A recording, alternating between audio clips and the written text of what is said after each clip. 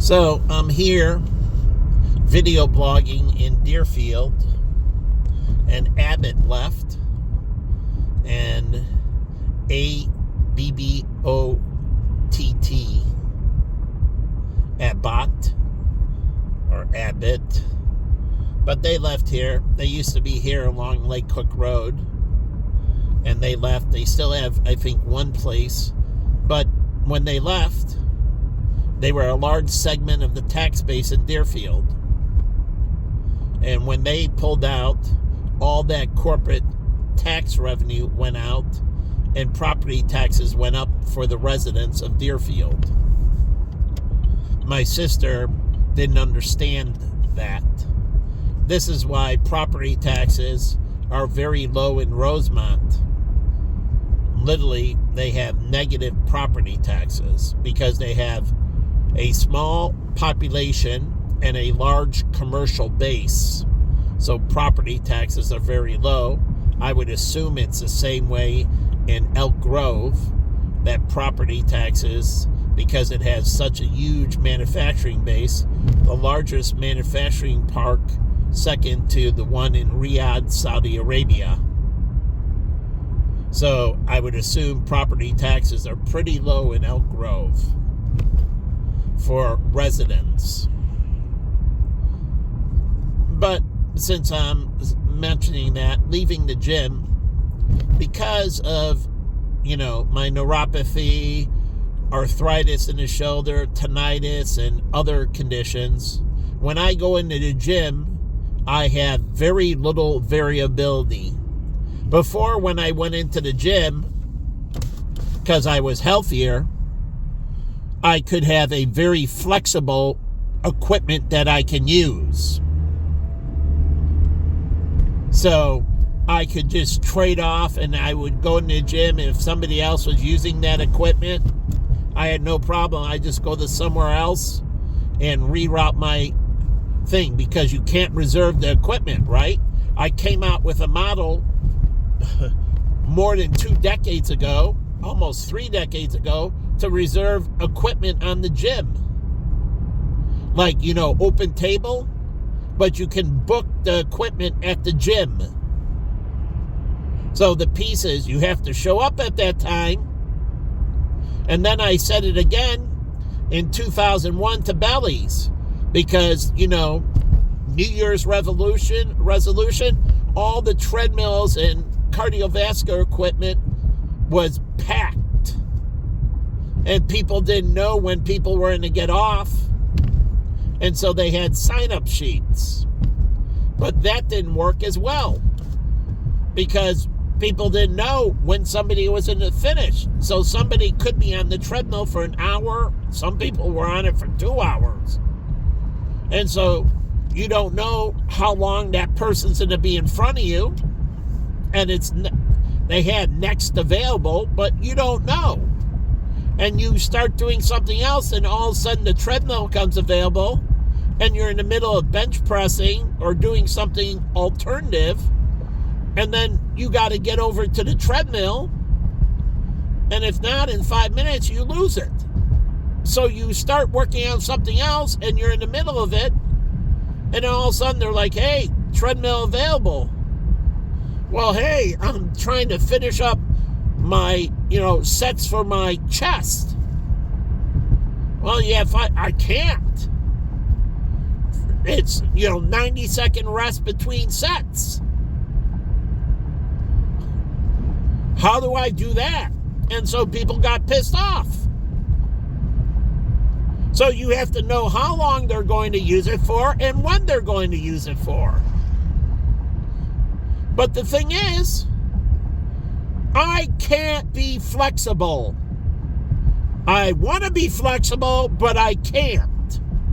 I have certain equipment that I must fucking use, and no one can be on that fucking equipment or fucking near me.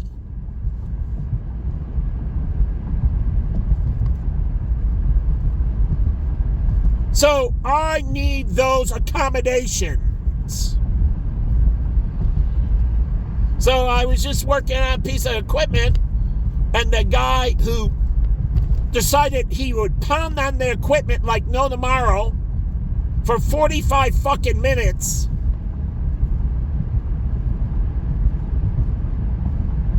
I hate the motherfucker. So what do? I see him coming in, I get up and I get off my equipment because he's coming in to use that equipment. There's two of them. And I can't be flexible. So I just cut my thing. I went into stretching and so on, needed to do that, and just call it a day and leave. But it's not like before where I can be flexible. That's the problem. But I already came out with the solution almost 30 years ago.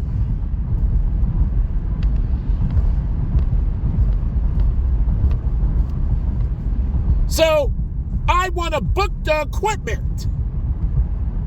I'll reserve the time, and then the time slots, and then they'll know when I'm off of it. I'll show up at that time, get on the equipment, be done at that time. Efficiency. Not like Bellies, which I came up with numerous ideas for Bellies and export. I told them the ideas. I used to help run gyms in Arizona and others. And I gave them ideas, like being able to book movies on their TV sets. Yeah, at export, I told them. This goes back, I don't know, 20 years ago. And I told them they have these little private sets on each of the exercise equipment, like the stationary bikes and all that. The treadmills where they have a TV right there, not across the wall like they have at Export. I mean at Planet Fitness. They had individual TVs on the cardiovascular machine. And I said, why don't you just sell movies in that?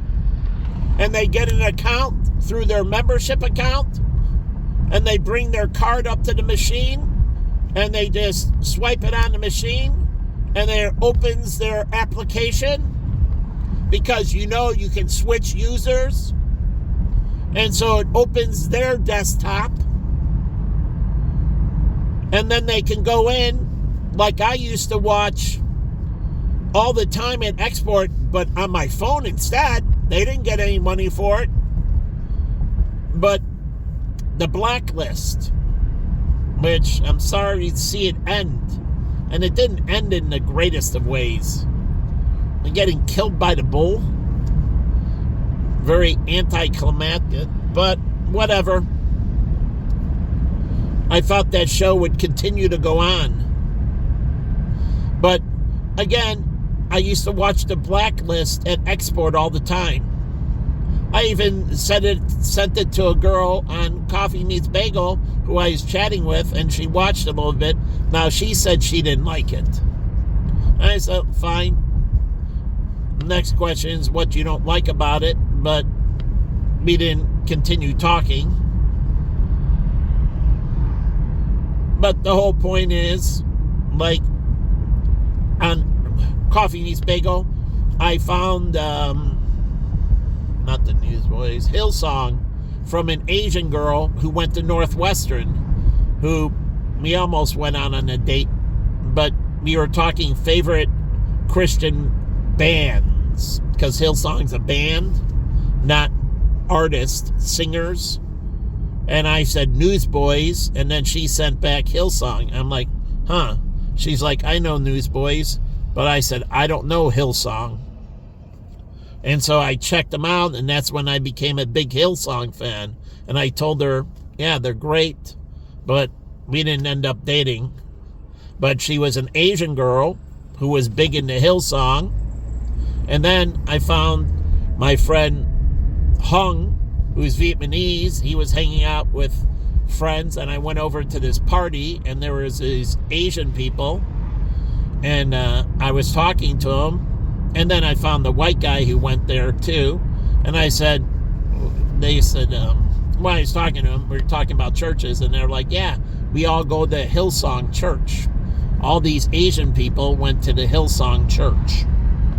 There's one in Chicago. Then I met a guy at Export who was talking to me about the Hillsong's church as well. Anyways, so I found out, oh, there's a Hillsong church in Chicago. I didn't know that. One white guy and a bunch of Asians, males and females. It was a fairly good group of them, Asians, that went to the Hillsong Church. So they found a Christian community within the Asian population. And if you know anything about Australia, the second largest minority besides the Aborigines, we're talking immigrant minority. The Aborigines are indigenous. There's a difference between immigrant minorities and indigenous. And immigrant minorities, Asians, are the largest group in Australia. Proximity to China, and they do lots of business with China, Australia. But anyways, there's a good sizable portion of people in Australia are Asian. So the indigenous, obviously the Aborigines are, I think, bigger, but immigrant populations, the Asians, the biggest immigrant population. But anyways, that's Hillsong, and I found out about them twice through an Asian female who went to Northwestern.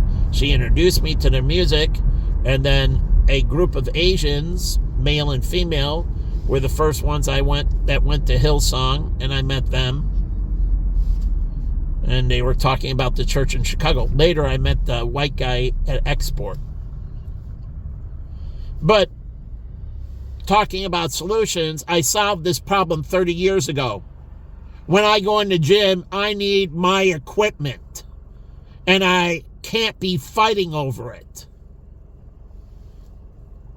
So I was on there first. I don't want to be near this guy. He terrorized me. So I keep my distance. I don't want to make friends. You stay away from me, I stay away from you, and then we have peace, right?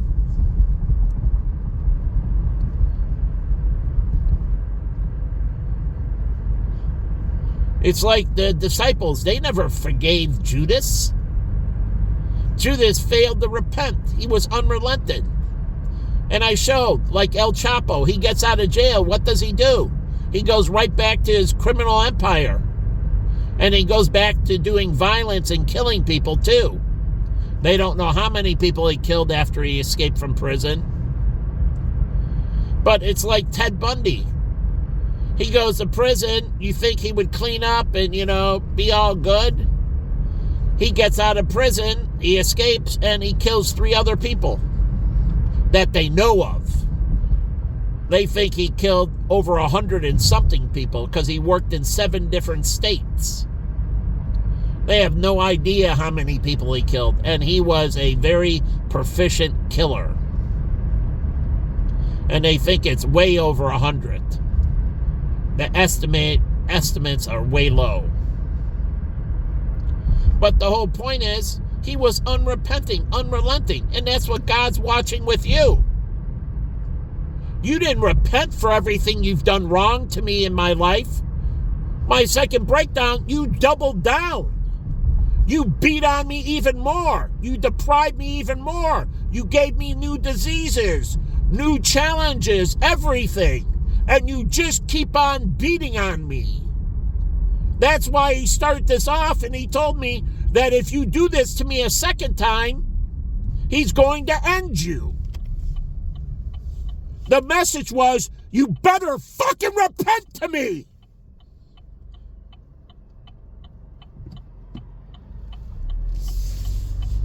And if you don't, you die. That was what the warning was about. To see. And all those that don't believe in God. You're not sanctified, you're condemned. You're unrepenting. It's like my family. You think they would repent? I warned them.